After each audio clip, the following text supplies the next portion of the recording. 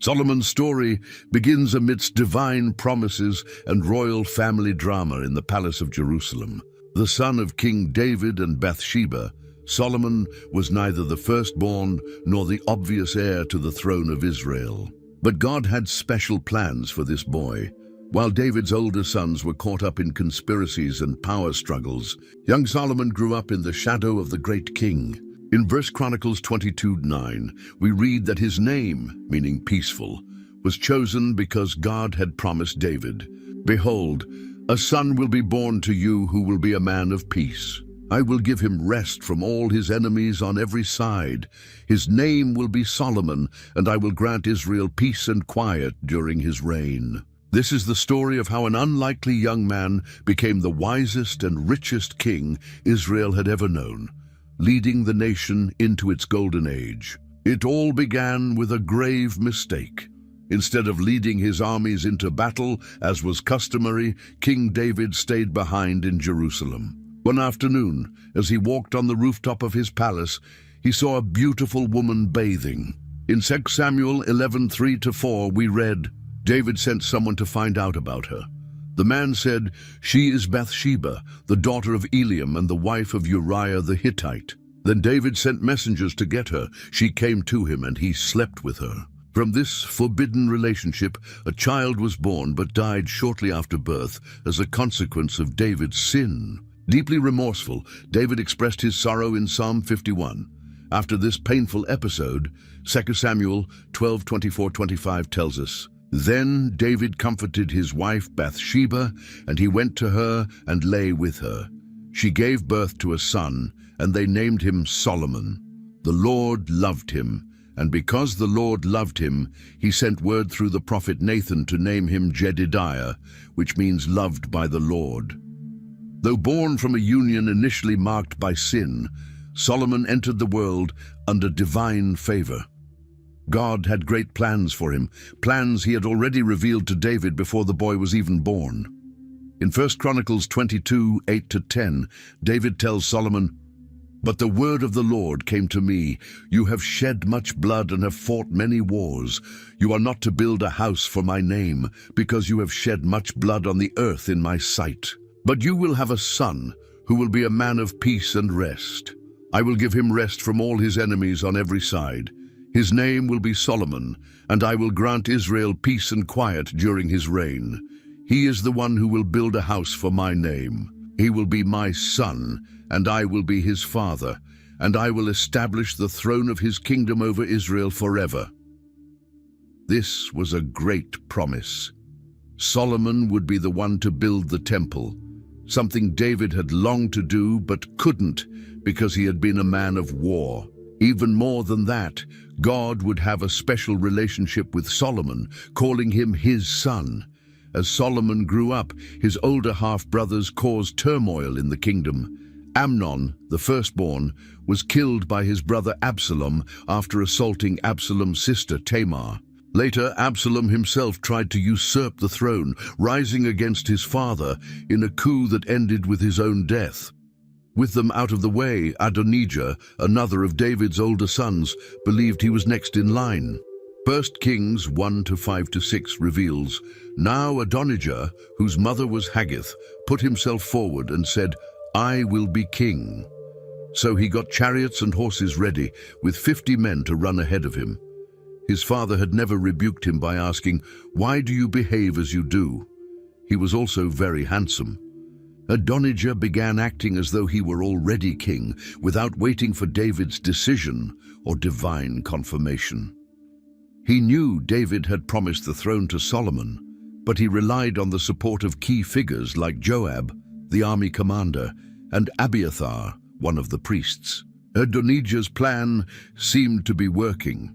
With David old and frail, he threw a lavish banquet for his supporters, inviting all his brothers, except Solomon, and all the important men of Judah, except those loyal to Solomon. In his mind, it was all settled. He would be the next king of Israel. But while Adonijah was celebrating his self-coronation, God was working to ensure his plan would prevail. The prophet Nathan, who had often been God's voice to David, learned of the plot. He quickly approached Bathsheba and advised her on what to do. In 1 Kings 1:11-14, we read, "Then Nathan said to Bathsheba, Solomon's mother, 'Have you not heard that Adonijah, the son of Haggith, has become king, and our Lord David knows nothing about it? Now then, let me advise you how you can save your own life and the life of your son Solomon. Go into King David and say to him, My lord the king, did you not swear to me your servant, surely Solomon your son shall be king after me, and he will sit on my throne? Why then has Adonijah become king? While you are still talking to the king, I will come in and add my word to what you have said." The plan was perfect. Bathsheba would go in first to remind David of his promise, and then Nathan would enter, unaware of the previous conversation, to confirm the news about Adonijah. The strategy worked. When Bathsheba bowed before the aged king, he asked what she wanted. She reminded him of his oath that Solomon would be king and informed him of Adonijah's banquet and his claim to the throne. While she was still speaking, Nathan arrived as planned and confirmed everything. David didn't hesitate. He immediately reaffirmed his decision to make Solomon king. In 1 Kings 1:29-30, David declared, "As surely as the Lord lives, who has delivered me out of every trouble, I will surely carry out this very day what I swore to you by the Lord, the God of Israel. Solomon your son shall be king after me, and he will sit on my throne in my place." Time was of the essence. David summoned Zadok the priest, Nathan the prophet, and Benaiah, one of his most loyal officers, and gave them precise instructions. 1 Kings 1:33-35 records, "Take your Lord's servants with you, and have Solomon my son mount my own mule, and take him down to Gihon. There have Zadok the priest, and Nathan the prophet anoint him king over Israel. Blow the trumpet and shout, 'Long live King Solomon!' Then you are to go up with him, and he is to come and sit on my throne and reign in my place. I have appointed him ruler over Israel and Judah." Everything happened just as David had commanded. Solomon was taken to the Gihon spring, where Zadok took the horn of oil from the tabernacle and anointed him as king. The trumpet sounded, and all the people shouted, "Long live King Solomon!" It was a breathtaking scene. 1 Kings 1:40 says the people were playing flutes and rejoicing so loudly that the ground shook with the sound. Meanwhile, Adonijah and his guests were finishing their banquet when they heard the noise from the city. Joab, the seasoned commander, recognized the sound of the trumpets and asked, "Why is the city in such an uproar?" 1 Kings 1:41. Before they could make sense of what was happening, Jonathan, the son of the priest Abiathar, arrived with news. Solomon had been anointed king with David's blessing, and the people were celebrating. Fear gripped Adonijah and his guests. The coup had failed. Everyone got up and left, each to their own home.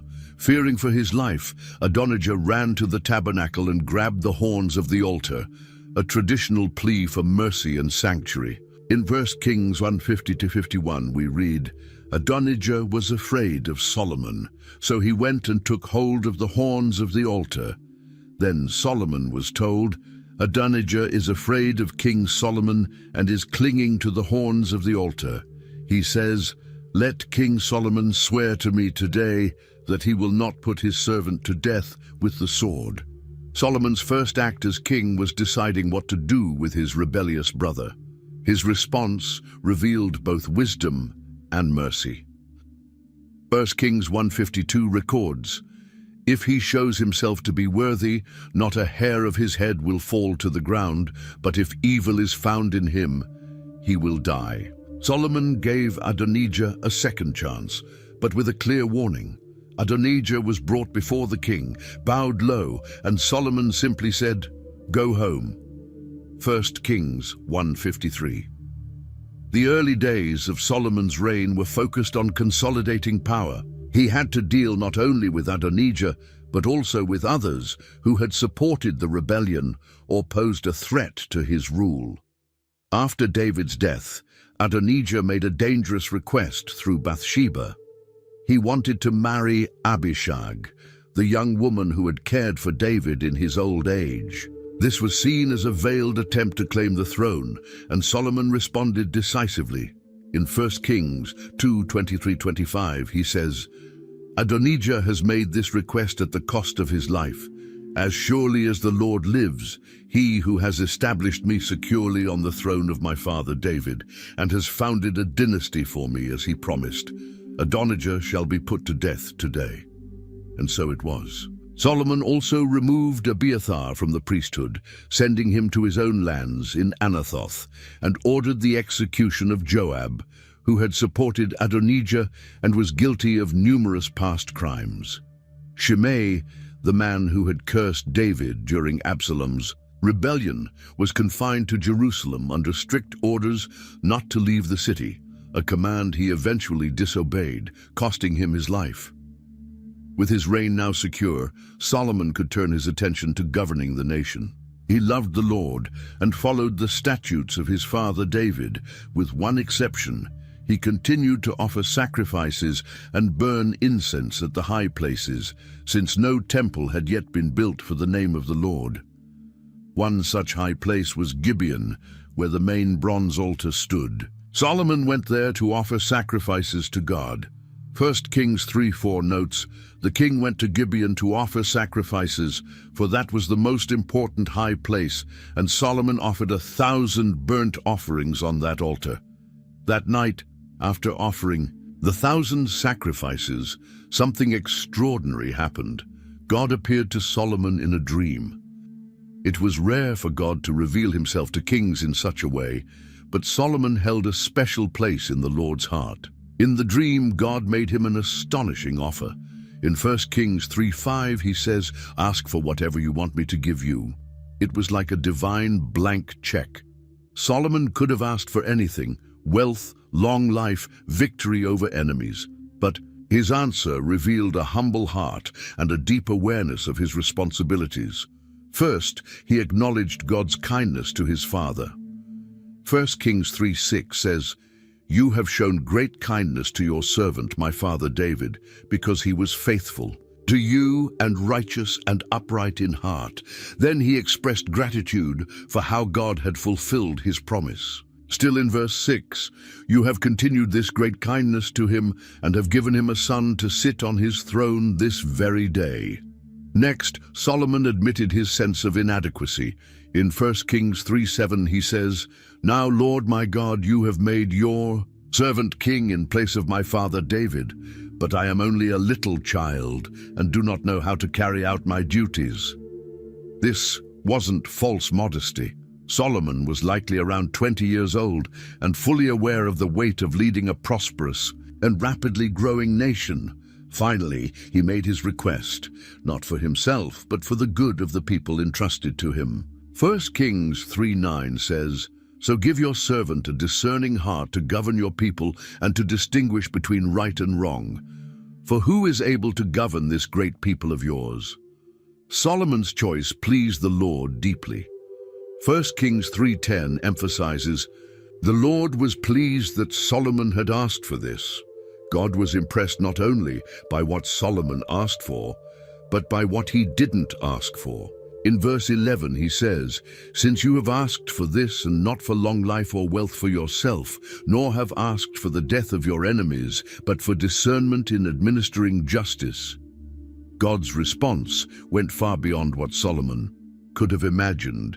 In 1 Kings 3:12, "I will do what you have asked. I will give you a wise and discerning heart, so that there will never have been anyone like you, nor will there ever be." It was a promise of unprecedented wisdom. Solomon would be the wisest man to ever live, but God didn't stop there. In 1 Kings 3:13 he added, "Moreover, I will give you what you have not asked for, both wealth and honor, so that in your lifetime you will have no equal among kings." And he concluded with a conditional promise in 1 Kings 3:14. "And if you walk in obedience to me and keep my decrees and commands as David your father did, I will give you a long life." When Solomon awoke, He realized it had been a dream, but not an ordinary one.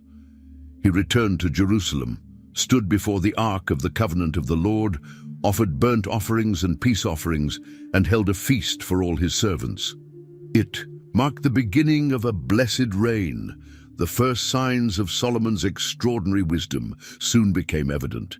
He displayed an incredible ability to understand human nature, to discern hidden motives, and to come up with creative solutions to complex problems. His insight went beyond academic knowledge. It was a practical wisdom for ruling, judging, and leading. It didn't take long for Solomon's wisdom to be tested in a dramatic and public way. A particularly difficult case reached the royal court, involving 2 women and a baby. The situation was complicated, as we see in 1 Kings 3:16-22. Now 2 prostitutes came to the king and stood before him. One of them said, "Pardon me, my lord. This woman and I live in the same house, and I had a baby while she was there with me. The 3rd day after my child was born, this woman also had a baby. We were alone. There was no one in the house but the 2 of us. During the night, this woman's son died because she lay on him. So she got up in the middle of the night and took my son from my side while I, your servant, was asleep. She put him by her breast and put her dead son by mine.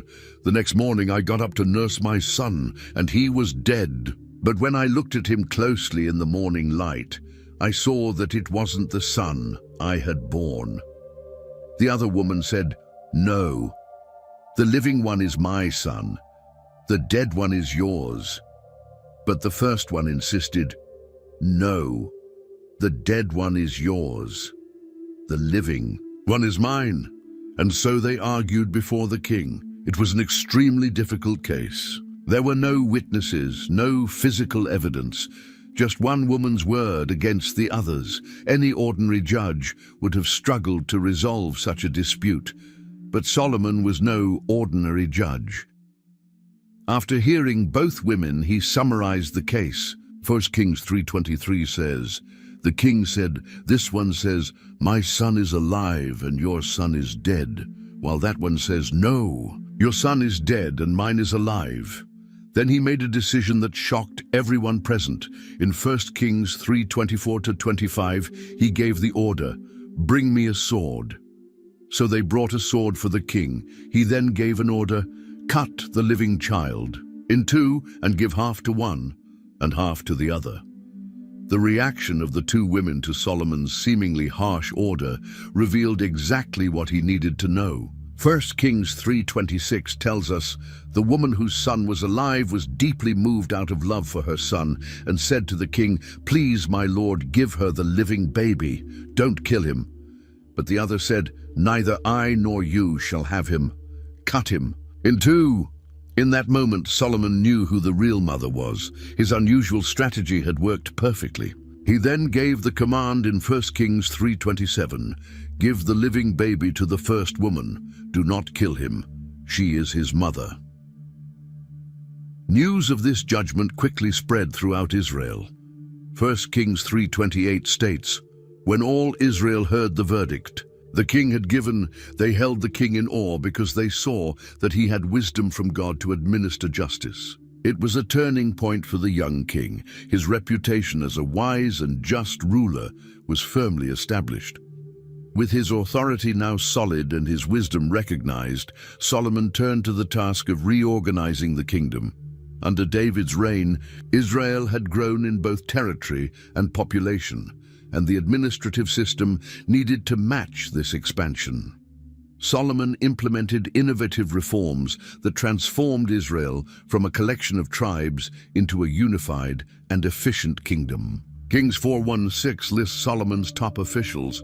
So King Solomon ruled over all Israel, and these were his chief officials: Azariah, son of Zadok, the priest; Elihoreph and Ahijah, sons of Shisha, secretaries; Jehoshaphat, son of Ahilud, recorder; Benaiah, son of Jehoiada, commander-in-chief; Zadok and Abiathar, priests; Azariah, son of Nathan, in charge of the district governors; Zabud, son of Nathan, a priest and advisor to the king; Ahishar, palace administrator, Adoniram, son of Abda, in charge of forced labor.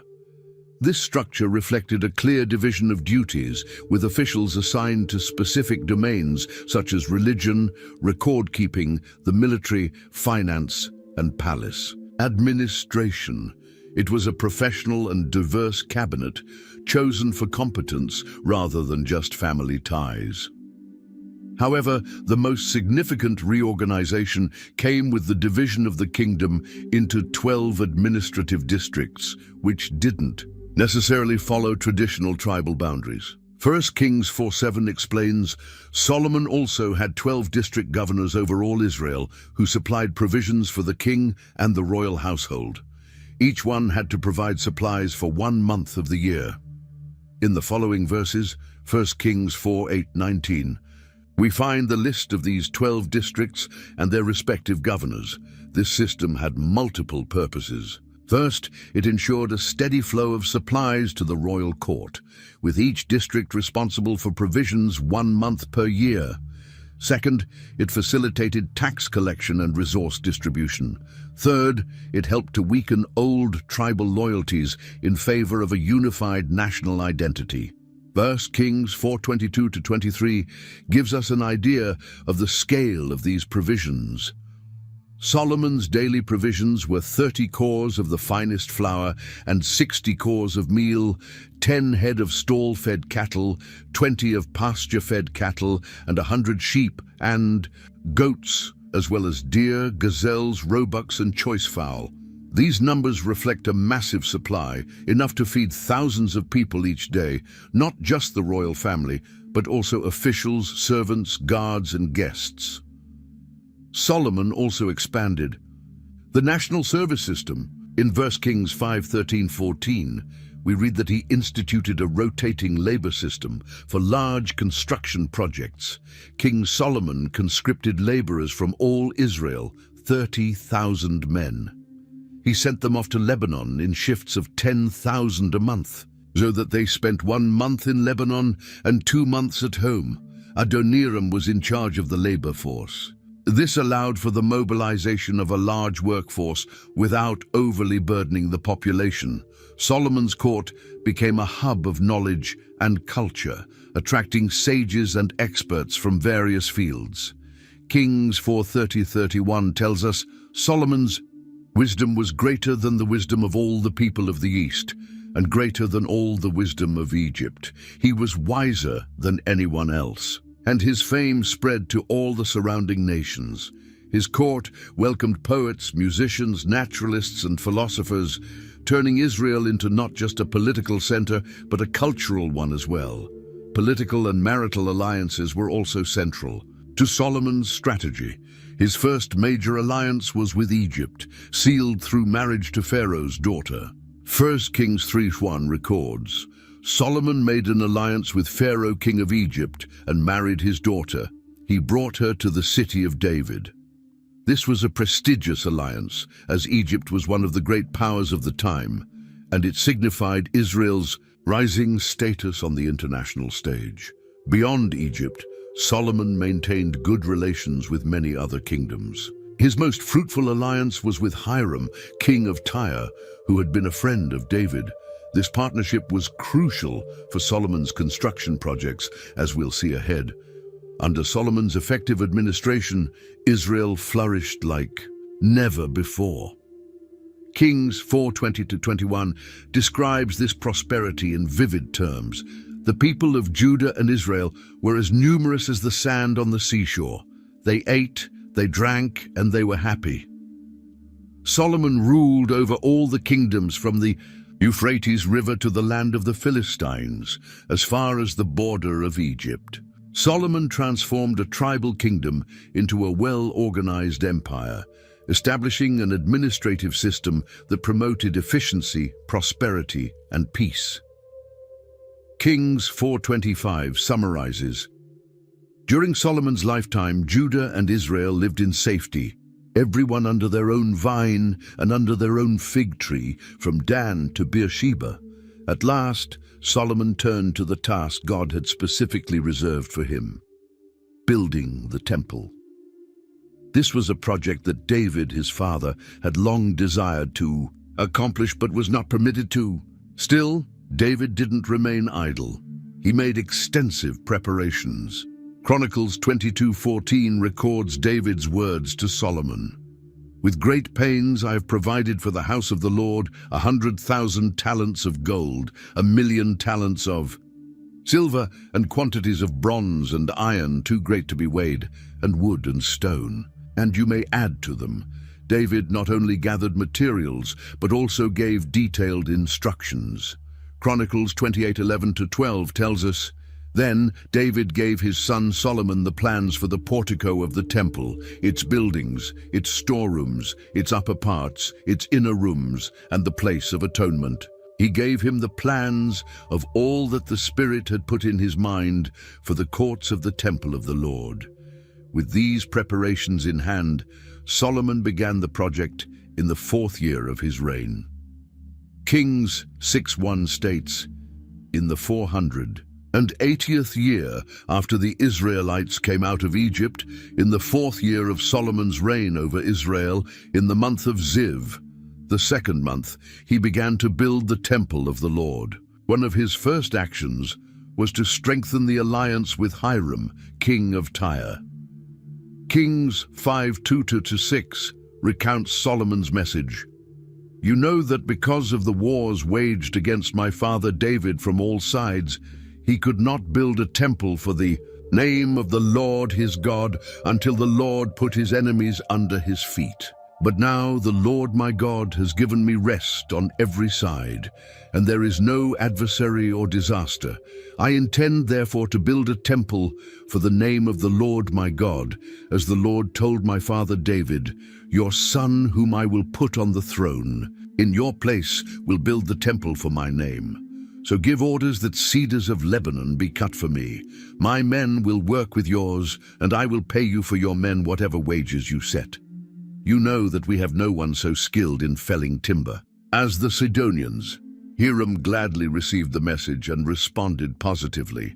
Kings 5:7-9 says, "When Hiram heard Solomon's message, he was greatly pleased and said, 'Praise be to the Lord today, for he has given David a wise son to rule over this great nation.' So Hiram sent word to Solomon, 'I have received the message you sent me and will do all you want in providing the cedar and juniper logs. My men will haul them down from Lebanon to the Mediterranean Sea, and I will float them as rafts by sea to the place you specify. There I will separate them, and you can take them away. You are to grant my wish by providing food for my royal household.'" This marked the beginning of a remarkable partnership. Hiram supplied the prized Lebanese wood and skilled workers, while Solomon provided food for the people of Tyre and sent men to help with the logging.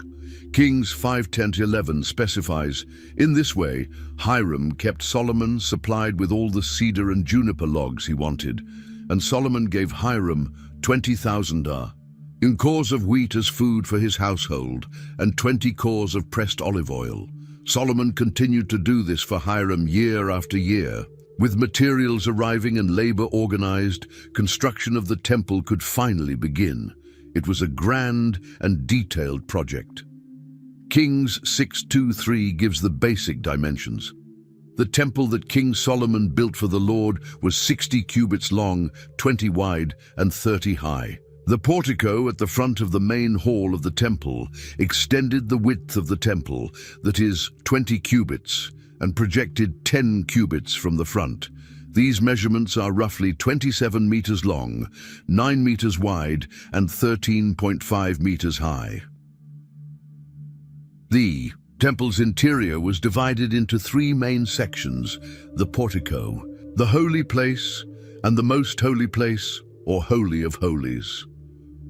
The walls were paneled with cedar, and the floors made of cypress planks. Kings 6:15 notes, "He lined its interior walls with cedar boards, paneling them from the floor of the temple to the ceiling, and covered the floor of the temple with planks of juniper." The most holy place, which would house the Ark of the Covenant, received special attention. Kings 6:20 describes it. The inner sanctuary was 20 cubits long, 20 wide and 20 high. He overlaid the inside with pure gold, and he also overlaid the altar of cedar. This space was coated in gold, as were many of the temple's utensils and decorations. A remarkable feature of the construction was the complete absence of noise at the building site. 1 Kings 6:7 explains, "In building the temple, only blocks dressed at the quarry were used, and no hammer, chisel, or any iron tool was heard at the temple site while it was being built." This means the stones were cut and prepared off-site, then brought in ready to be fitted into place. Inside the temple, the decoration was both rich and symbolic. 1 Kings 6:29 describes, "On the walls all around the temple, in both the inner and outer rooms, he carved cherubim, palm trees, and open flowers. 2 massive cherub statues, made of olive wood and overlaid with gold, were placed in the most holy place. Their wings stretched out to symbolically cover and protect the Ark of the Covenant. The construction of the temple took 7 years. 1 Kings 6:37-38 records, "The foundation of the temple of the Lord was laid in the 4th year, in the month of Ziv. In the 11th year, in the month of Bul, the 8th month, the temple was finished in all its details according to its specifications. He had spent 7 years building it. When the temple was completed, it was time to move the Ark of the Covenant to its new home. This was a national event, and Solomon summoned all the leaders of Israel to Jerusalem." 1 Kings 8:1 says, "Then King Solomon summoned into his presence at Jerusalem the elders of Israel, all the heads of the tribes and the chiefs of the Israelite families, to bring up the Ark of the Lord's covenant from Zion, the city of David." The ceremony was carried out with great solemnity. The priests carried the Ark into the temple and placed it in the most holy place beneath the wings of the cherubim. 2 Kings 8-6 records, "The priests then brought the Ark of the Lord's covenant to its place in the inner sanctuary of the temple, the most holy place, and put it beneath the wings of the cherubim." When the priests came out of the holy place, something extraordinary happened. 1 Kings 8:10-11 describes, "When the priests withdrew from the holy place, the cloud filled the temple of the Lord, and the priests could not perform their service because of the cloud, for the glory of the Lord filled his temple." This was the visible manifestation of the divine presence, the Shekinah, the same glorious cloud that had led Israel through the wilderness. Solomon then addressed the people, reminding them of how God had fulfilled his promises to David. He followed with a prayer of dedication, kneeling before the altar of the Lord with his hands stretched toward heaven.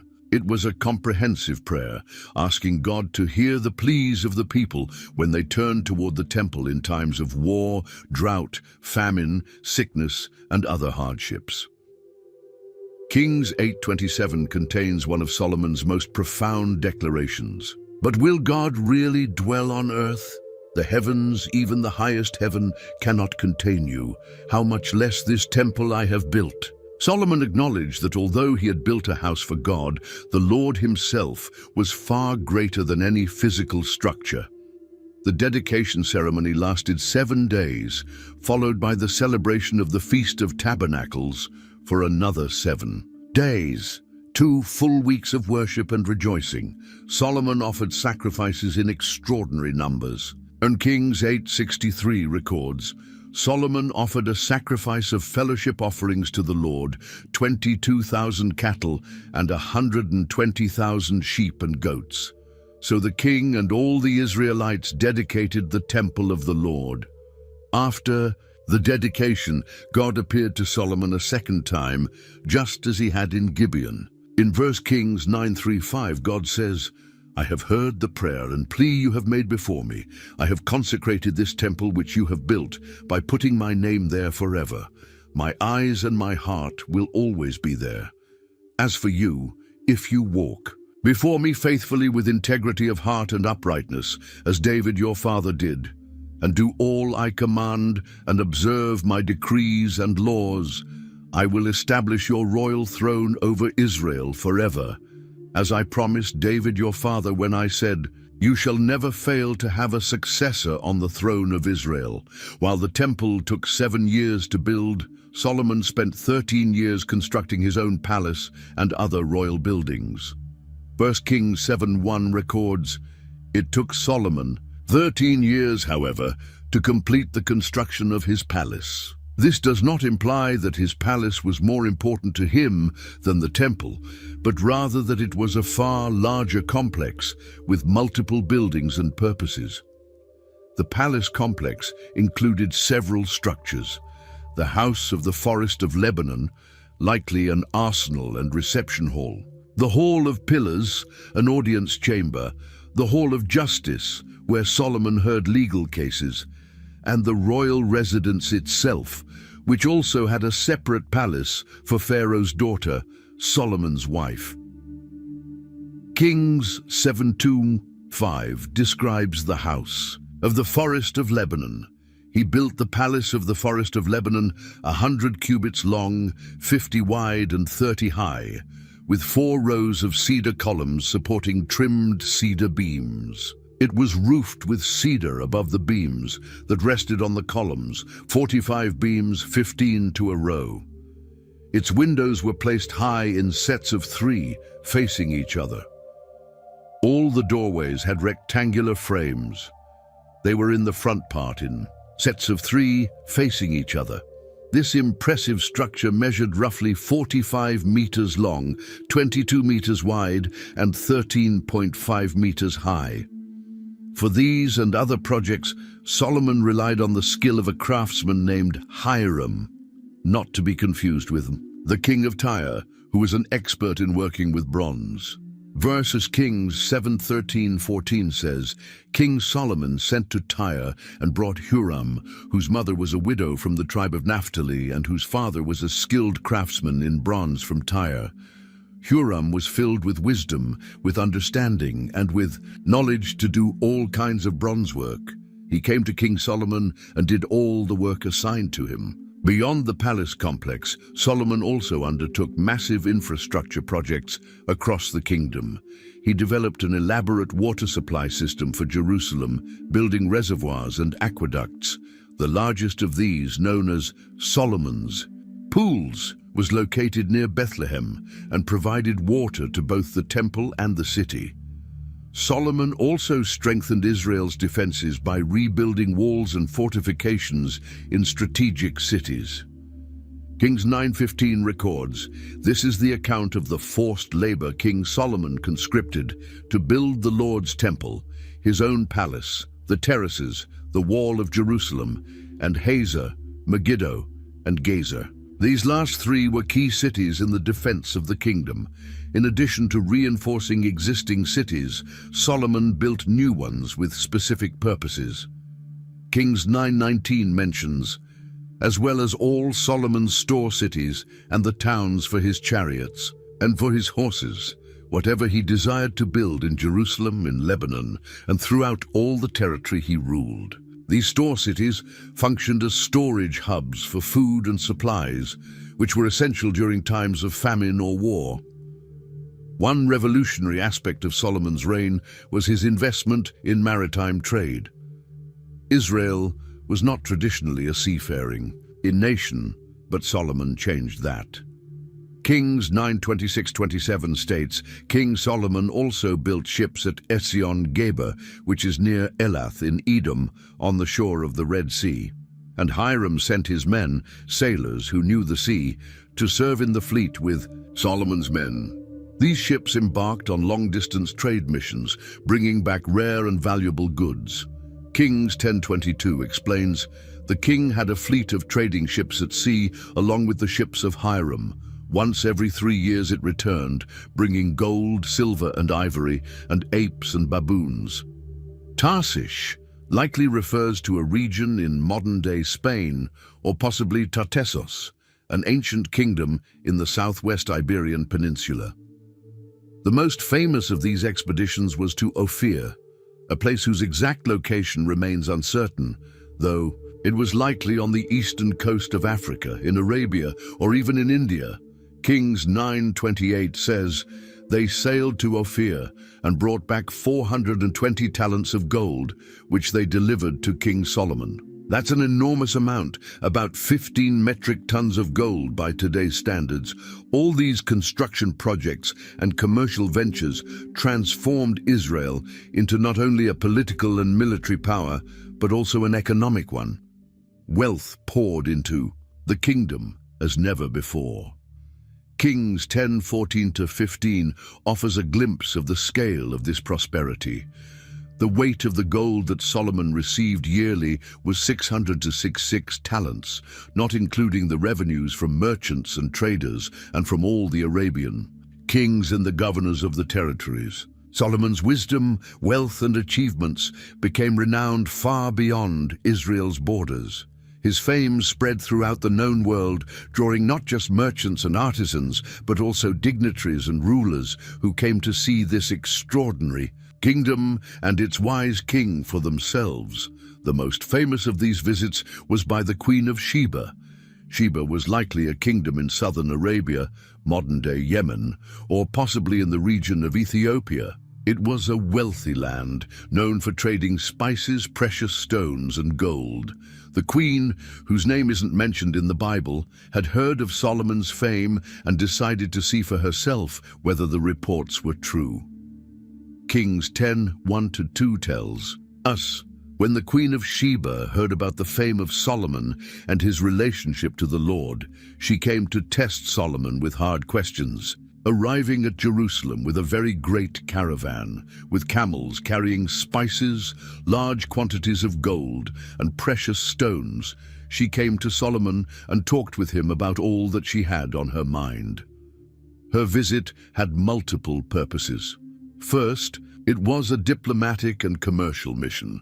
She likely wanted to establish trade relations with the rising Israelite empire. Second, it was a chance to test Solomon's wisdom by posing riddles or difficult questions. Royal courts in antiquity often engaged in such intellectual duels for both entertainment and the display of power. The queen was not disappointed.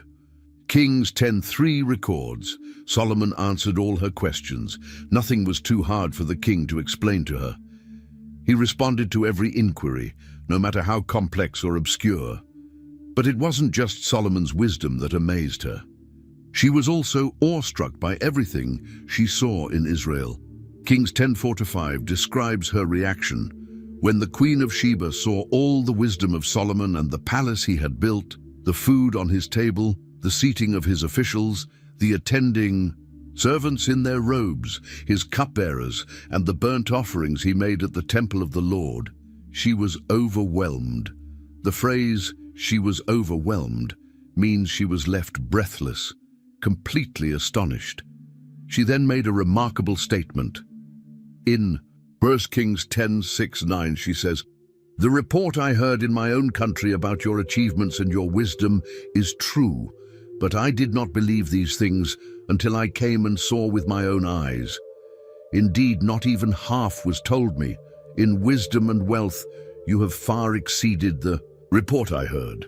How happy your people must be, how happy your officials who continually stand before you and hear your wisdom. Praise be to the Lord your God, who has delighted in you and placed you on the throne of Israel.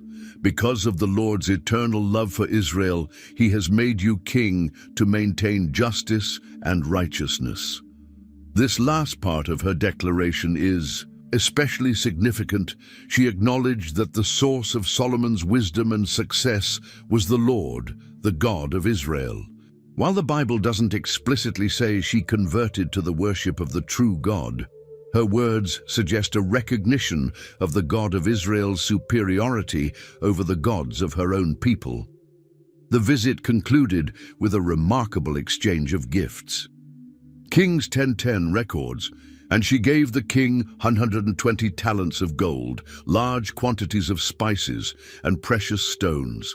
Never again were so many spices brought in as those the Queen of Sheba gave to King Solomon." In return, 1 Kings 10:13 says, King Solomon gave the Queen of Sheba all she desired and asked for, besides what he had given her out of his royal bounty. Then she left and returned with her retinue to her own country. This exchange laid the foundation for important trade relations between Israel and Sheba.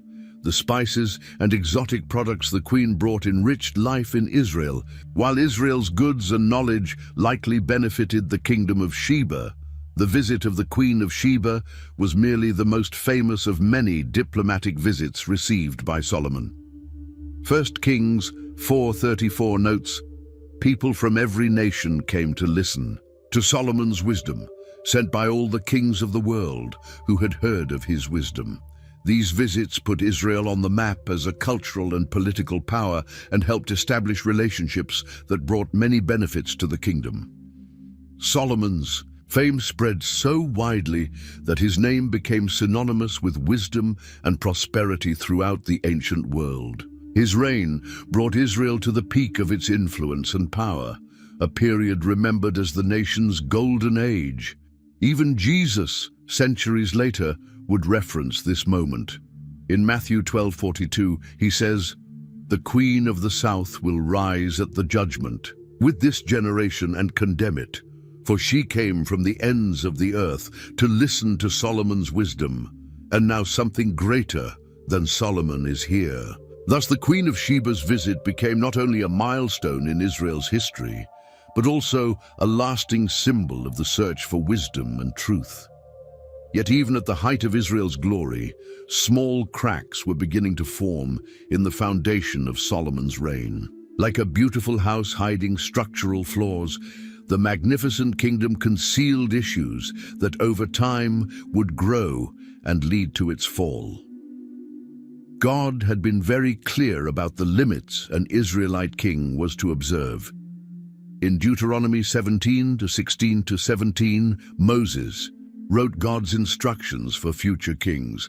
The king, moreover, must not acquire great numbers of horses for himself or make the people return to Egypt to get more of them.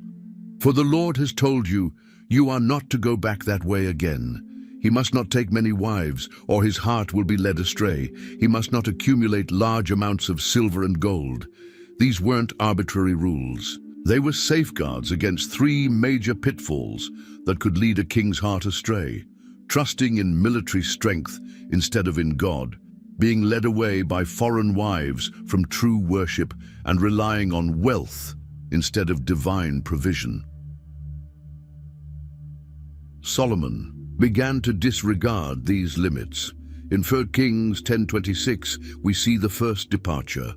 Solomon accumulated chariots and horses. He had 1,400 chariots and 12,000 horses, which he kept in the chariot cities and also with him in Jerusalem. This was an impressive military force for the time, suggesting that Solomon had begun to place more faith in military might than in divine protection. These chariots and horses weren't just from anywhere. They came precisely from Egypt, the nation from which God had delivered Israel. 1 Kings 10:28-29 says, Solomon's horses were imported from Egypt and from Kue. The royal merchants purchased them from Kue at the current price. They imported a chariot from Egypt for 600 shekels of silver and a horse for 150. They also exported them to all the kings of the Hittites and of the Arameans. In addition to importing horses and chariots from Egypt, Solomon amassed unprecedented wealth. Regular tribute and international trade profits were no longer enough. 1 Kings 10:14-15 highlights the scale of his riches. The weight of the gold that Solomon received yearly was 666 talents, not including the revenues from merchants and traders and from all the Arabian kings and the governors of the land. To put this into perspective, 1 talent of gold weighed about 34 kilograms. Multiplying that by 666, we get over 22 metric tons of gold per year. And that was just a portion of the royal income, excluding commercial profits and other tributes. The wealth was almost incalculable. This wealth led to increasing opulence. Solomon was no longer content with what was adequate. Everything had to be extravagant. In 1 Kings 10:21 we read, "All King Solomon's goblets were gold, and all the household articles in the palace of the forest of Lebanon were pure gold. Nothing was made of silver, because silver was considered of little value in Solomon's days." Imagine a kingdom where silver was seen as practically worthless. His royal throne was unimaginably lavish. In 1 Kings 10:18-20, we find the description. "Then the king made a great throne, covered with ivory and overlaid with fine gold. The throne had 6 steps, and its back had a rounded top. On both sides of the seat were armrests, with a lion standing beside each of them. 12 lions stood on the 6 steps, one at either end of each step. Nothing like it had ever been made for any other kingdom." All this wealth and splendor came at a cost. To sustain his luxurious lifestyle and numerous building projects, Solomon needed more and more money. The solution? Heavily increased taxes and forced labor imposed on the people. At first, the tax system seemed fair. Each district provided supplies for 1 month per year. But over time, the fiscal demands escalated. 1 Kings 4:7 says, "Solomon had 12 district governors over all Israel, who supplied provisions for the king and the royal household. Each one had to provide supplies for 1 month in the year." Beyond taxation, Solomon implemented a system of forced labor that affected even the Israelites themselves. In 1 Kings 5:13-14 we read, "King Solomon conscripted laborers from all Israel, 30,000 men. He sent them off to Lebanon in shifts of 10,000 a month, so that they spent 1 month in Lebanon and 2 months at home." Adoniram was in charge of the forced labor. What began as a temporary workforce to build the temple became a permanent system of forced labor for the king's personal projects. This corvée system, mandatory public labor, was precisely the kind of oppression Samuel had warned about in 1 Samuel 8:11-18, when the people first asked for a king. With all this focus on wealth, military strength, and grand projects, Solomon gradually drifted from the law of Moses. Though he maintained religious rituals and ceremonies, his heart began to stray from the deeper principles of the covenant with God. If Solomon's early compromises were relatively subtle, the same can't be said of his royal harem. In this matter, the king blatantly and directly violated divine commandments with disastrous consequences. Forming political alliances through royal marriages was a common practice in the ancient world. A powerful king would seal peace and trade agreements by marrying princesses from neighboring nations. While politically pragmatic, this practice was dangerous for Israel, a nation called to be holy and set apart for God. Solomon adopted this policy early on. His first political marriage was to the daughter of Pharaoh, as we read in 1 Kings 3:1. Solomon made an alliance with Pharaoh, king of Egypt, and married his daughter. He brought her to the city of David until he finished building his palace and the temple of the Lord, and the wall around Jerusalem. This marriage, although questionable from a religious standpoint, could at least be justified as a key strategic alliance with the region's dominant power. But Solomon didn't stop there. Over time, his harem grew dramatically, including women from every neighboring nation. In 1 Kings 11:1-3, the Bible describes this shocking situation. King Solomon loved many foreign women, besides Pharaoh's daughter, Moabites, Ammonites, Edomites, Sidonians, and Hittites. They were from nations about which the Lord had told the Israelites, "You must not intermarry with them, because they will surely turn your hearts after their gods." Nevertheless, Solomon held fast to them in love. He had 700 wives of royal birth and 300 concubines, and his wives led him astray. The numbers are staggering: 700 wives and 300 concubines, 1,000 women in total. It was an overwhelmingly large harem, even by the standards of ancient monarchs. And they weren't just ordinary women. the Bible specifies. They were princesses, daughters of kings and nobles from other nations, each bringing not only her beauty and rank, but also her culture and religion. These marital alliances had clear political and economic benefits in the short term. Each new marriage meant a new allied kingdom, new trade routes, and new markets for Israelite goods. But the spiritual cost was immense. The foreign princesses didn't arrive in Jerusalem alone. They came with servants, advisors, priests, and, most dangerously, their gods, each expected to continue worshipping her deity even in a foreign land. And Solomon, instead of insisting that they worship only the God of Israel, began making concessions. The cultural influence of these women at the Jerusalem court must have been enormous. Imagine the royal palace as a cultural melting pot. Languages, customs, clothing, music, cuisine, and sadly, religious practices from dozens of different nations all mingling together. What started as cultural tolerance soon devolved into religious syncretism.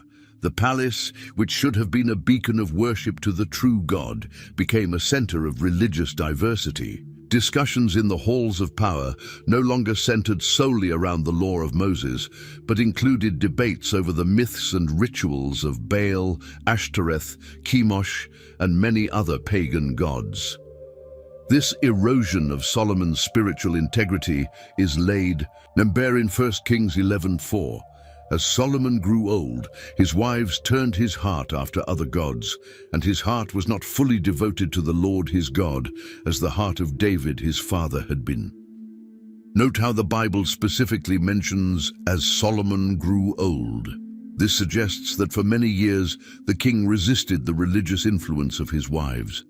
Initially, he likely tolerated their practices out of political expedience while keeping his own heart faithful to God.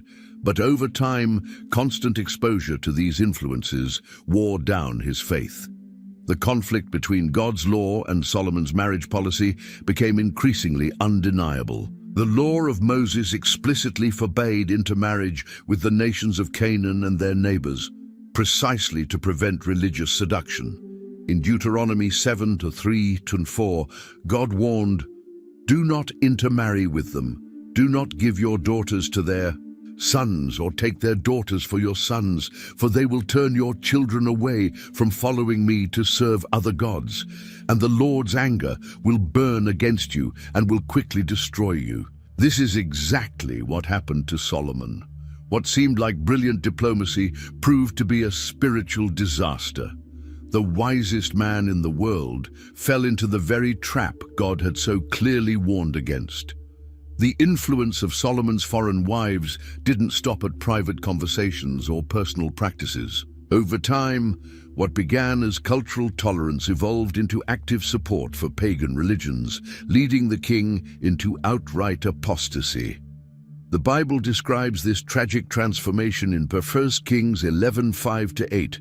Solomon followed Ashtoreth, the goddess of the Sidonians, and Molech, the detestable god of the Ammonites.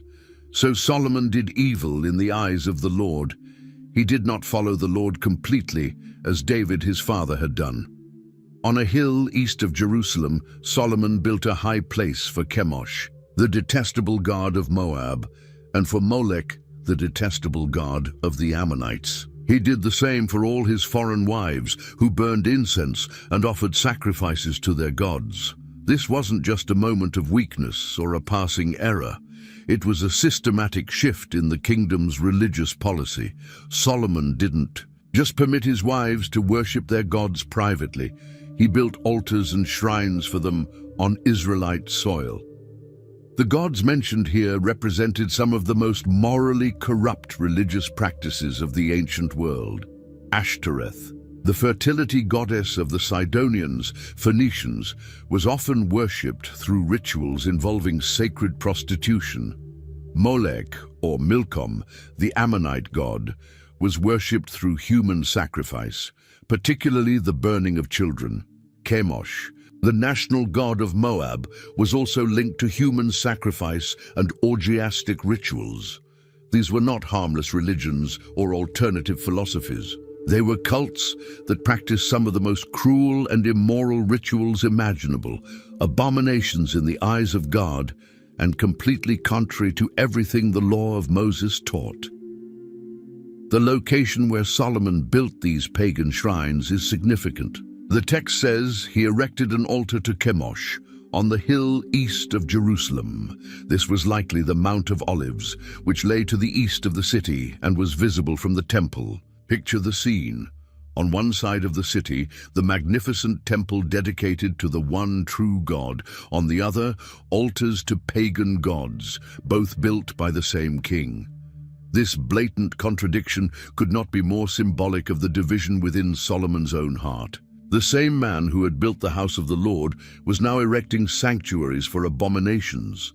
The same king who had offered a beautiful prayer at the temple's dedication was now permitting pagan priests to conduct idolatrous rituals in Jerusalem, the holy city.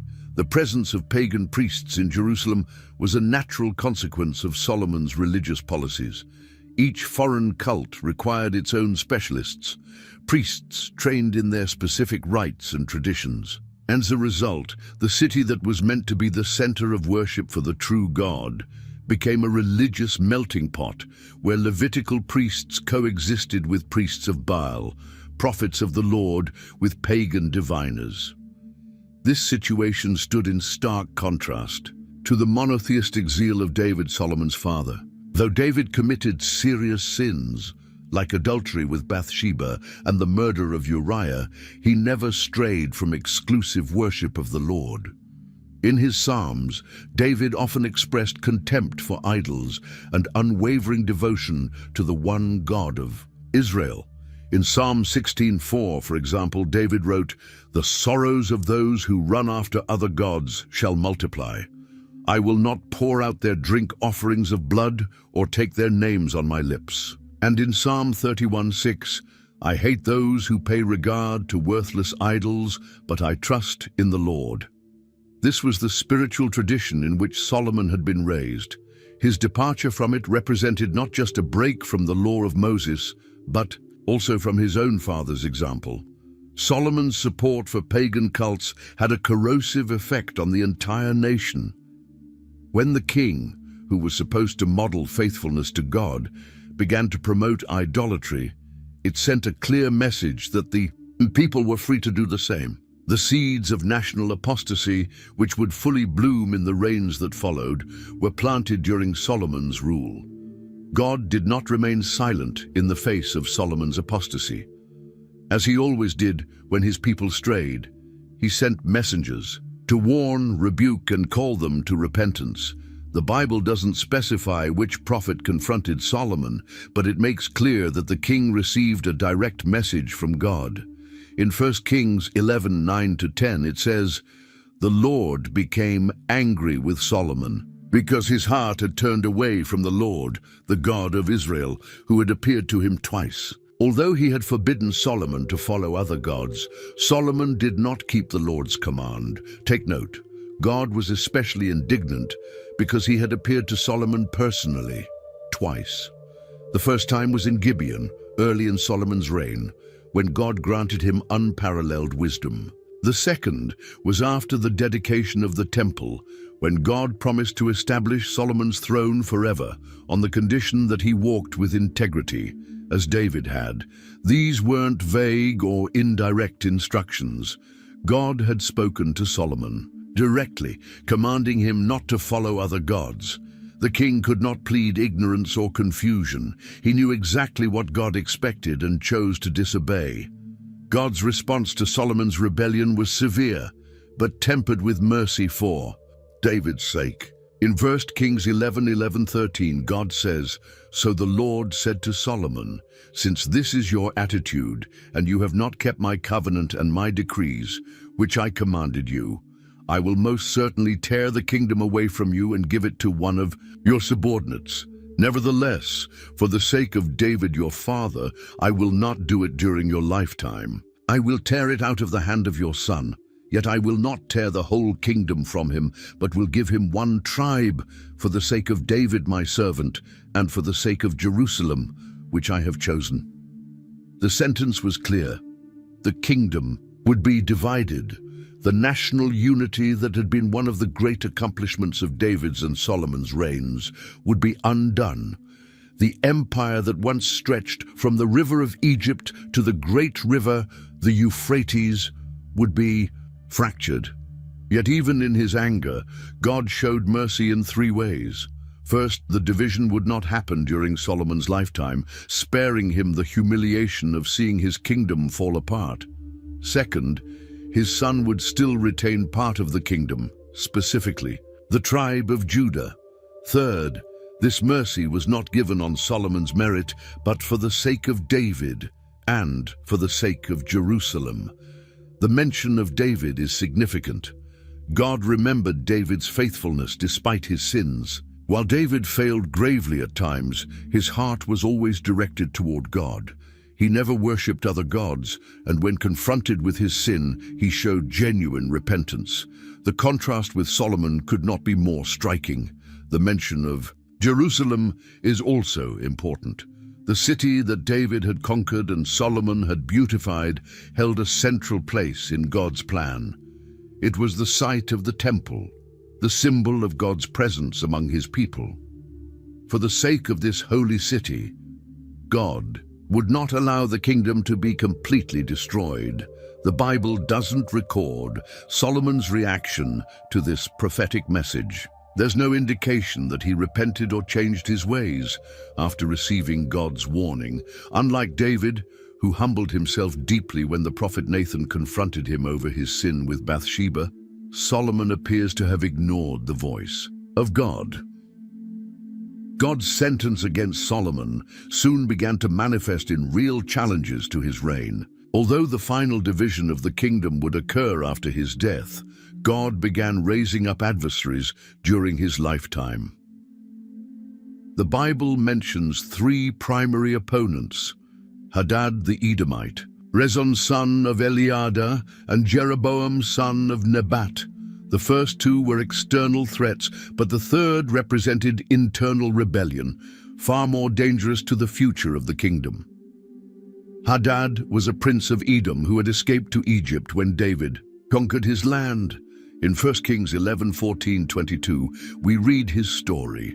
The Lord raised up an adversary against Solomon, Hadad the Edomite, from the royal line of Edom. The passage recounts how Hadad, still a child at the time, fled to Egypt with some of his father's servants when Joab, David's general, killed all the men in Edom. In Egypt, Hadad grew up under the protection of Pharaoh, married the king's sister-in-law, and had a son who was raised in the royal palace. When Hadad learned of the deaths of David and Joab, he asked Pharaoh for permission to return to his homeland. Though the text doesn't go into detail about his actions upon returning, the final line is telling. This is the trouble Hadad caused.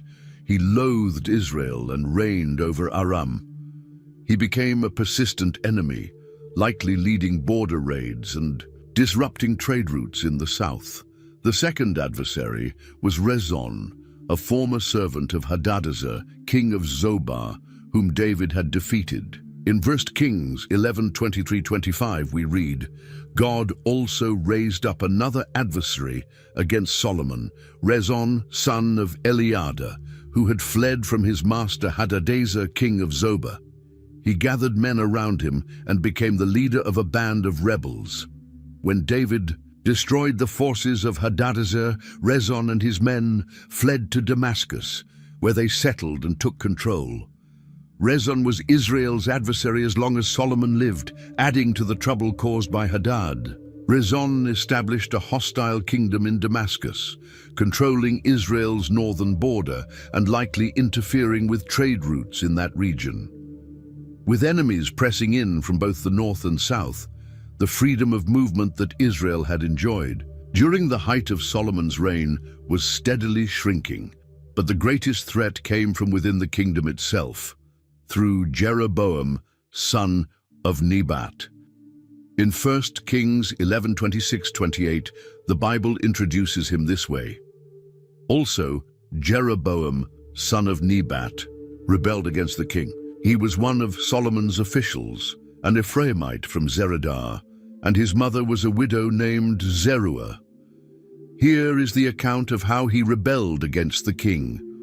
Solomon had built the terraces and had filled in the gap in the wall of the city of David his father. Now Jeroboam was a man of standing, and when Solomon saw how well the young man did his work, he put him in charge of the whole labor force of the tribes of Joseph. Jeroboam was a skilled official whom Solomon promoted to oversee forced labor. From the tribes of Ephraim and Manasseh, the house of Joseph, he was described as a man of standing and industrious, qualities that had drawn the king's favor. But eventually, Jeroboam lifted his hand against the king, a phrase implying rebellion.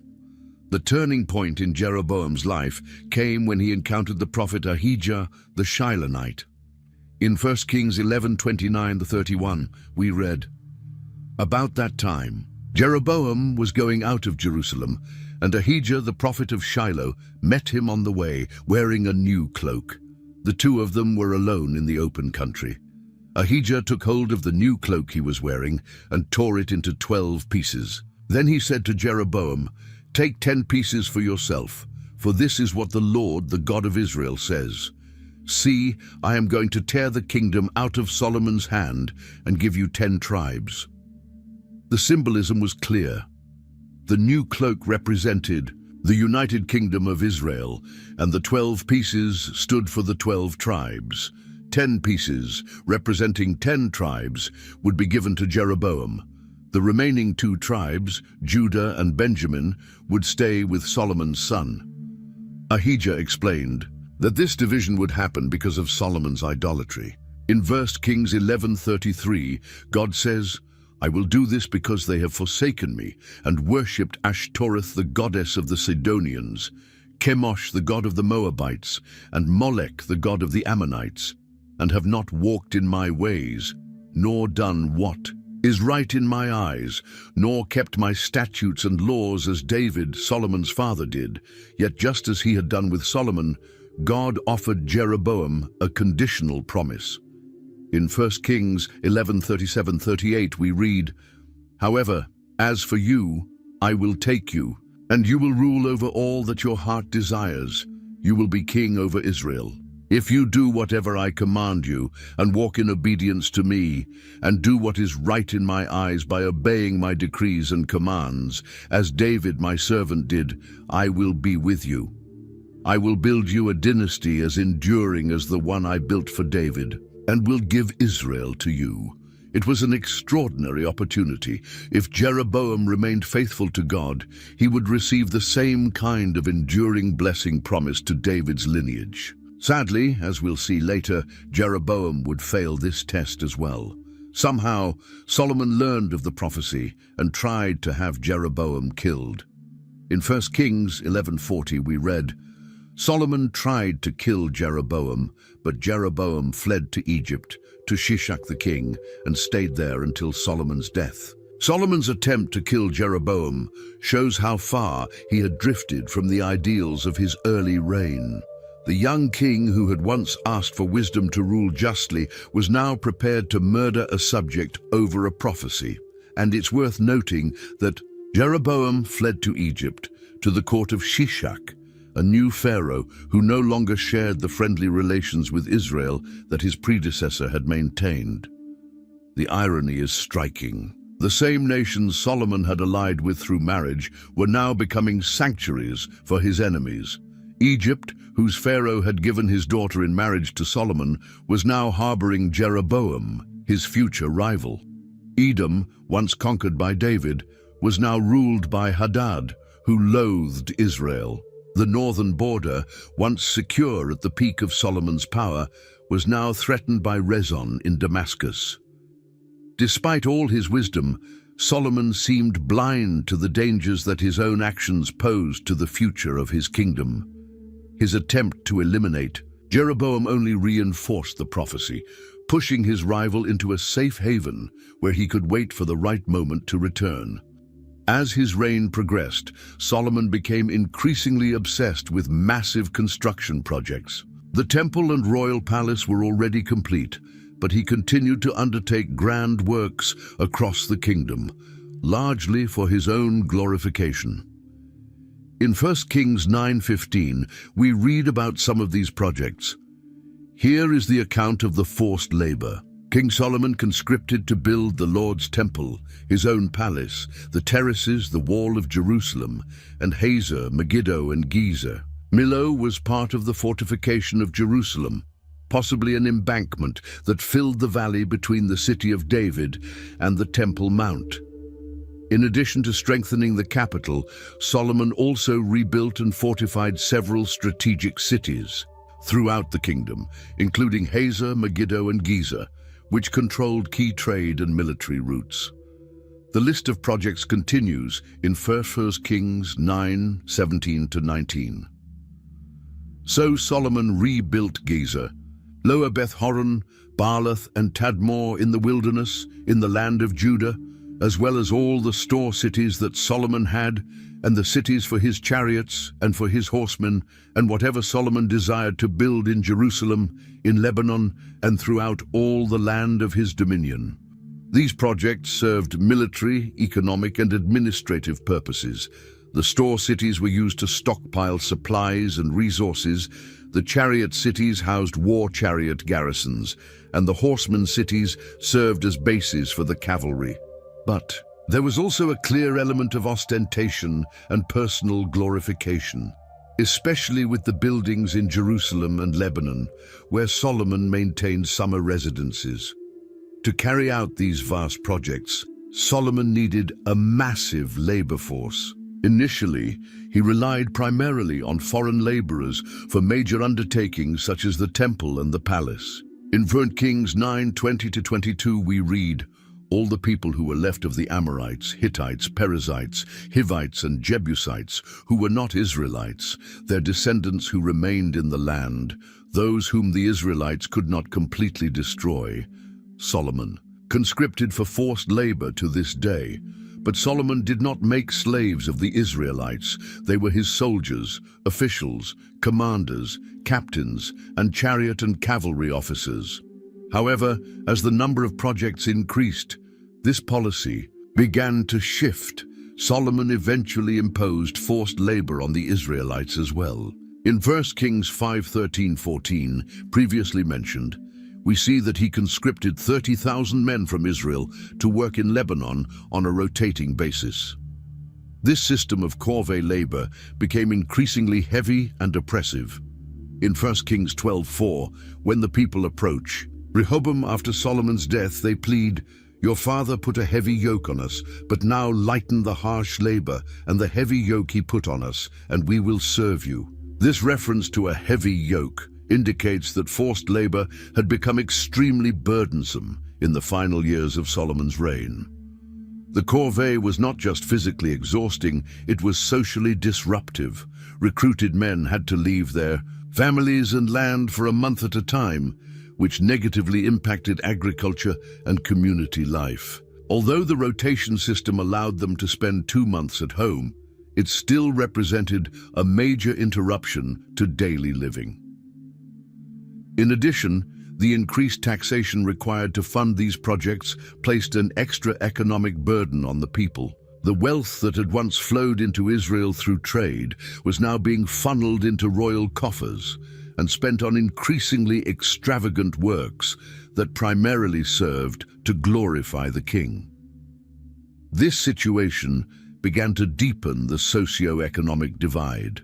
In the kingdom, on one side was the Jerusalem elite, government officials, military officers, wealthy merchants, and temple priests who benefited from Solomon's policies. On the other side were commoners and peasants, especially from the northern tribes, who bore the brunt of taxation and forced labor. Resentment towards Solomon's grandiose projects was silently growing. The Israelites, having once been slaves in Egypt, found the imposition of forced labor by their own king a painful reminder of that traumatic past. This was exactly the kind of oppression that Samuel had warned about in 1 Samuel 8:11-17, when the people first demanded a monarch. The tribe of Ephraim in particular had a long-standing history of resisting centralized power. It was the tribe of Joshua, and one of the most powerful in the north. It's no coincidence that Jeroboam, the future leader of the rebellion, was an Ephraimite, and that Solomon had appointed him over the entire labor force of the house of Joseph, Ephraim, and Manasseh. By putting Jeroboam in charge of the forced labor among the northern tribes, Solomon unwittingly positioned his future rival right where he could witness firsthand the people's suffering and resentment toward the crown. Jeroboam likely came to be seen as a champion of northern interests, standing in opposition to the Davidic dynasty centered in Judah and Jerusalem. Thus, the seeds of future rebellion were sown in the final years of Solomon's reign. The magnificent kingdom he had inherited from his father David and expanded through wisdom in his early years was now showing cracks that would soon lead to permanent division. The fact that Solomon tried to kill Jeroboam shows just how far he had strayed from his original ideals. The young king who had once asked for wisdom to govern justly was now willing to murder a subject over a prophecy. And it's telling that Jeroboam fled to Egypt to the court of Shishak, a new pharaoh who did not maintain the friendly ties with Israel that his predecessor had. The irony here is striking. The very nations Solomon had allied with through marriage were now becoming refugees for his enemies. Egypt, whose pharaoh had once given his daughter to Solomon in marriage, now harbored Jeroboam, his future adversary. Edom, once conquered by David, was now ruled by Hadad, who hated Israel. The northern border, once secure during Solomon's golden years, was now under threat from Rezon in Damascus. Despite all his wisdom, Solomon seemed blind to the consequences of his own actions. His attempt to eliminate Jeroboam only served to fulfill the prophecy, sending his rival into safe exile where he could bide his time. It's a powerful lesson. Even the wisest and most powerful king cannot stand against God's purposes. As the proverb attributed to Solomon himself says in Proverbs 21:30, there is no wisdom, no insight, no plan that can succeed against the Lord. As his reign progressed, Solomon appeared increasingly obsessed with grand construction projects. The temple and the royal palace had already been completed, but he continued to undertake monumental works throughout the kingdom, largely for his own glorification. In 1 Kings 9:15, we read about some of these constructions. Here is the account of the forced labor King Solomon conscripted to build the Lord's temple, his own palace, the terraces, the wall of Jerusalem, and Hazor, Megiddo, and Gezer. The Millo was part of Jerusalem's fortifications, possibly an embankment that filled the valley between the city of David and the Temple Mount. In addition to strengthening the capital, Solomon rebuilt and fortified several strategic cities across the kingdom, including Hazor, Megiddo, and Gezer, which controlled vital trade and military routes. The list of projects continues in 1 Kings 9:17-19. So Solomon rebuilt Gezer, Lower Beth Horon, Baalath, and Tadmor in the desert within his land, as well as all his store cities and the towns for his chariots and for his horses, whatever he desired to build in Jerusalem, in Lebanon, and throughout all the territory he ruled. These projects served military, economic, and administrative purposes. The store cities were used to stockpile supplies and resources. The chariot towns housed war chariots and their garrisons, and the horse towns served as bases for cavalry units. However, there was also an element of display and personal glorification in these works, especially in Jerusalem and Lebanon, where Solomon had summer residences. To accomplish all these projects, Solomon required a massive workforce. Initially, He primarily employed foreign laborers for major works like the temple and the palace. In 1 Kings 9:20-22 we read, "All the people who were left of the Amorites, Hittites, Perizzites, Hivites, and Jebusites, these peoples were not Israelites. Solomon conscripted the descendants of all these remaining peoples still in the land, whom the Israelites could not exterminate, to serve as slave labor, as it is to this day." But Solomon did not make slaves of any of the Israelites. They were his fighting men, his government officials, his officers, his captains, and the commanders of his chariots and charioteers. However, as the number of projects increased, this policy changed. Solomon began conscripting Israelites as well. In 1 Kings 5:13-14, previously mentioned, we see that he recruited 30,000 men from Israel to work in Lebanon on a rotating basis. This system of corvée, or forced labor, became increasingly burdensome and oppressive. In 1 Kings 12:4, when the people approach Rehoboam after Solomon's death, they say, "Your father put a heavy yoke on us, but now lighten the harsh labor and the heavy yoke he put on us, and we will serve you." This reference to the heavy yoke suggests that forced labor had become extremely severe in Solomon's later years. Corvée labor was not only physically exhausting, but also socially disruptive.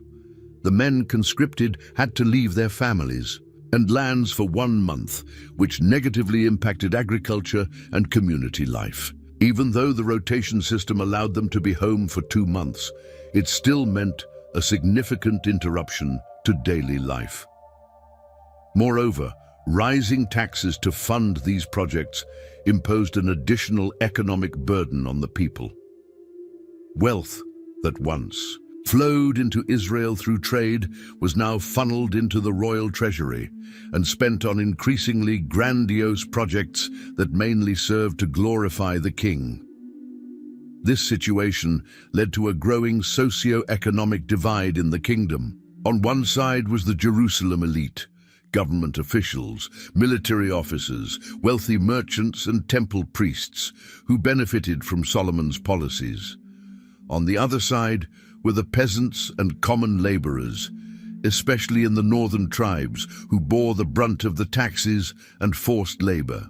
Resentment towards Solomon's pharaonic projects was quietly building.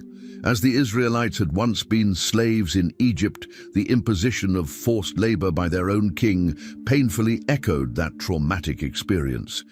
It was precisely the kind of oppression Samuel had warned about in 1 Samuel 8:11-17, when the people first asked for a king. The tribe of Ephraim, in particular, had a long history of resisting centralized power. It was Joshua's tribe and one of the most powerful in the north. It's no coincidence that Jeroboam, the future leader of the rebellion, was an Ephraimite and had been appointed by Solomon to oversee the whole labor force of the house of Joseph, Ephraim, and Manasseh. By appointing Jeroboam to supervise the forced labor in the northern tribes, Solomon inadvertently placed his future rival in a position to witness firsthand the people's suffering and their growing resentment. Toward the crown, Jeroboam likely came to be seen as a defender of the northern tribes' interests against the Davidic dynasty centered in Judah and Jerusalem. Thus, the seeds of the future rebellion were sown in the final years of Solomon's reign. The magnificent kingdom he had inherited from his father, David, and expanded through wisdom in his early years, was now beginning to show cracks that would soon result in a permanent division. As Solomon grew older, his outlook on life and the world seemed to darken and become increasingly disillusioned. The man who had begun his reign full of ideals and enthusiasm now viewed existence through a lens of disenchantment. This transformation is powerfully captured in the book of Ecclesiastes, traditionally attributed to Solomon. The author identifies himself as the preacher son of David, king in Jerusalem, Ecclesiastes 1:1, a description that aligns perfectly with Solomon. The central theme of Ecclesiastes is the vanity or futility of all human life. The Hebrew word used is hebel, which literally means vapor or breath, something fleeting and insubstantial. Right at the beginning of the book, in Ecclesiastes 1:2, the preacher declares, "Vanity of vanities," says the preacher, "vanity of vanities. All is vanity." The book goes on to offer a series of reflections on various aspects of human experience: wisdom, pleasure, work, wealth, power, repeatedly concluding that none of these provide lasting satisfaction or true meaning. In Ecclesiastes 2:4-11, the author describes his great undertakings in a passage that seems to directly reflect Solomon's experience. "I made great works. I built myself houses and planted vineyards. I made myself gardens and parks and planted in them all kinds of fruit trees. I made myself pools from which to water the forest of growing trees. I bought male and female slaves and had slaves who were born in my house. I had also great possessions of herds and flocks, more than any who had been before me in Jerusalem. I also gathered for myself silver and gold and the treasure of kings and provinces. I got singers, both men and women, and many concubines, the delights of the sons of man. So I became great and surpassed all who were before me in Jerusalem. Also, my wisdom remained with me. Whatever my eyes desired, I did not keep from them. I kept my heart from no pleasure, for my heart found pleasure in all my toil, and this was my reward for all my labor. Then I considered all that my hands had done, and the toil I had expended in doing it, and behold, all was vanity and a striving after wind, and there was nothing to be gained under the sun. This passage perfectly captures Solomon's trajectory. A king who had constructed magnificent buildings, cultivated luxurious gardens, amassed immense wealth, and enjoyed every pleasure the world had to offer, only to discover, in the end, that none of it brought lasting fulfillment. The contrast between the youthful zeal of Solomon and the disillusionment of his old age is striking. The young king who once asked God for wisdom to better serve his people now questioned the value of wisdom itself. In Ecclesiastes 1:17-18 he writes, "And I applied my heart to know wisdom and to know madness and folly. I perceived that this also is but a striving after wind, for in much wisdom is much vexation, and he who increases knowledge increases sorrow." Perhaps the saddest aspect of Solomon's transformation is his apparent inability to find comfort or guidance in his relationship with God. Unlike David's Psalms, which often express anguish but always return to trust in the Lord, Ecclesiastes rarely mentions a personal connection with God as a source of meaning or hope. When the author finally reaches some form of conclusion in Ecclesiastes 12:13-14, it sounds more like resignation than a vibrant expression of faith. The end of the matter. All has been heard. Fear God and keep his commandments, for this is the whole duty of man. For God will bring every deed into judgment with every secret thing, whether good or evil. This pessimistic outlook stands in stark contrast to the early Solomon, who had once spoken with great enthusiasm about God's goodness and his faithfulness to David's promises. In his later years, he seems to have become a bitter man, looking back on his accomplishments, the magnificent temple, the splendid palace, the fortified cities, the vast wealth, and seeing nothing but vanity and a striving after wind. It's hard not to see in this transformation the impact of Solomon's spiritual choices. By dividing his devotion between the true God and pagan idols, he had lost the firm foundation that gave life meaning and purpose. His wisdom, once directed towards serving God and his people, now spun in sterile circles of analysis and despair. Yet, there is a brutal honesty in Ecclesiastes that continues to resonate with readers across all generations. Solomon doesn't try to hide his disillusionment or sugarcoat his experience. He openly admits that despite having tasted everything life could offer, he found no lasting satisfaction. Paradoxically, this honesty about the emptiness of life without God can be seen as Solomon's final and deepest exercise of wisdom. After seeking meaning in every possible direction, knowledge, pleasure, achievements, wealth, power, he confesses that none of it is enough. This realization, though bitter, might be the first step back toward true wisdom, which begins with the fear of the Lord. So even in his disillusionment, Solomon offers a profound lesson. Not even the wisest, richest, and most powerful king to ever live could find true meaning apart from God. It's a lesson he learned the hard way, and one he left as a legacy for future generations. After a long reign of 40 years, Solomon's life came to an end. The Bible records this moment with simplicity in 1 Kings 11:41-43. Now the rest of the acts of Solomon, and all that he did, and his wisdom, are they not written in the book of the Acts of Solomon? And the time that Solomon reigned in Jerusalem over all Israel was 40 years. And Solomon slept with his fathers, and was buried in the city of David his father, and Rehoboam his son reigned in his place. There's no mention of repentance or reconciliation with God in Solomon's final days.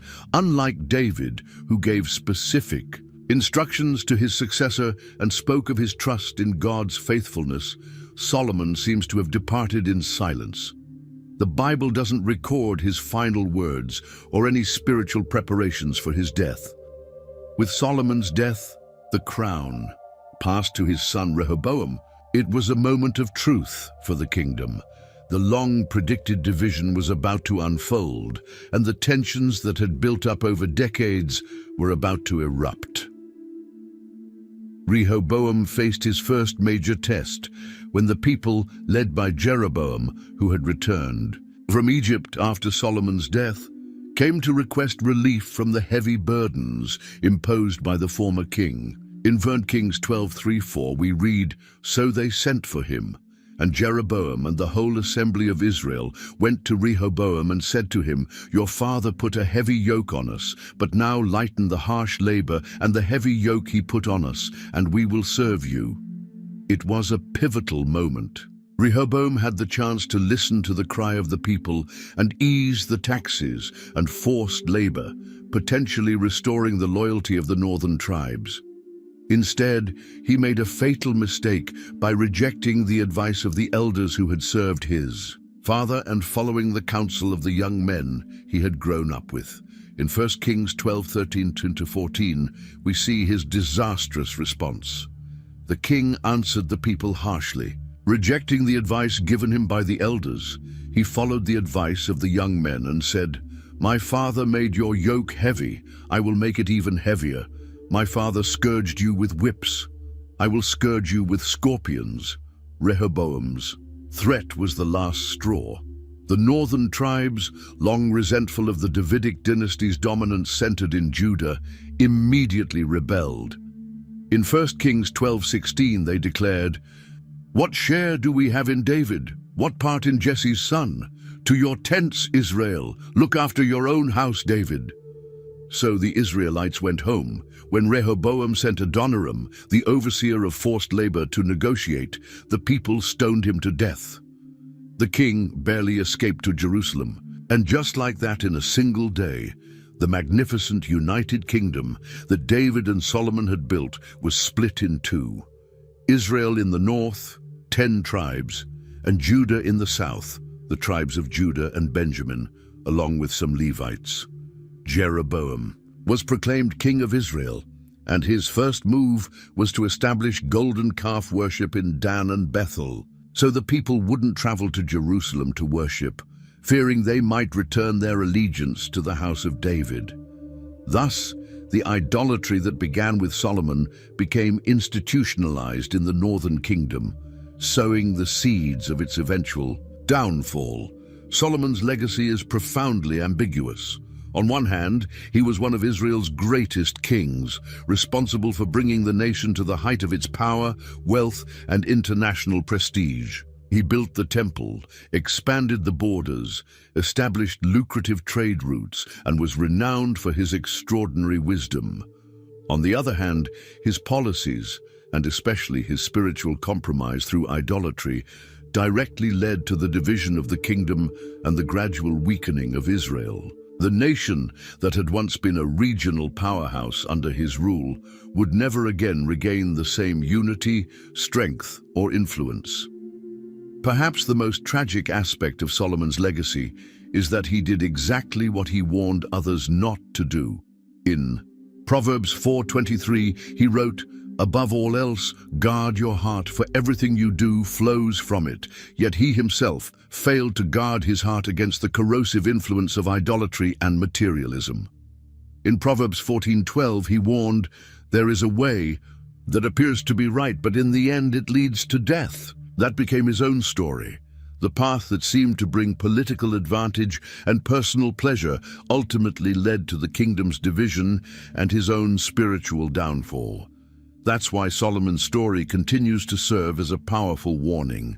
For every generation, even the wisest man in the world can be led astray if he fails to remain vigilant and faithful to God. As he himself wrote in Proverbs 16:18, "Pride goes before destruction, a haughty spirit before a fall." Solomon's fall wasn't sudden or dramatic like that of other biblical figures. It was a slow, almost imperceptible decline, made up of small compromises that gradually drew him away from the God who had appeared to him twice and granted him unmatched wisdom. His story reminds us that no amount of knowledge, wealth, or power can replace faithfulness to God. The man who once asked for a discerning heart ended up with a divided heart, and the consequences affected not only him, but the entire nation he was called to lead. If you enjoyed this Bible story, don't forget to hit the subscribe button so you don't miss our next videos. Share it with friends and family who might benefit from the powerful lessons in Solomon's life. Leave a comment below sharing which part of this story touched your heart the most. Your participation means a lot to us. See you in the next video, where we'll continue exploring the incredible stories of the Bible and the lessons they hold for our lives today.